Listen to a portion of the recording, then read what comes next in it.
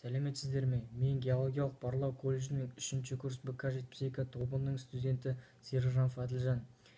Бүгін мен 9 мамыр ұлы жеңіс күніне орай біз атамыз үшін мақтанамыз атты мерейлі акциясын қолдай отырып, анамның атасы Серіков Омар Серікұлы туралы айтамын.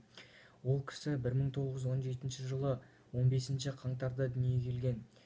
Ол кісі жастайынан еңбек еткен. 1941 жылы Ұлы Отан соғысына жаяу әскері болып тағайындалды. Калининград түбінде жаумен шайқасқан. 1942 жылы басына оқ тиіп контузия алды. Содан 3 жыл бойы сөйлей алмаған және қолына оқ тиіп елге оралған.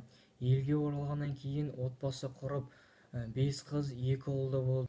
Соғыстағы ерліктері үшін орденмен, медальдармен марапатталды. 1986 жылы 26 қаңтарда дүниеден өтті.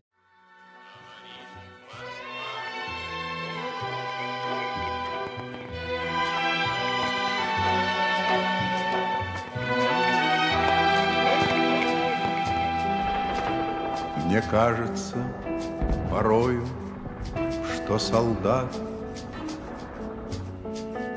с кровавых не пришедшие полей не в землю нашу полегли когда-то,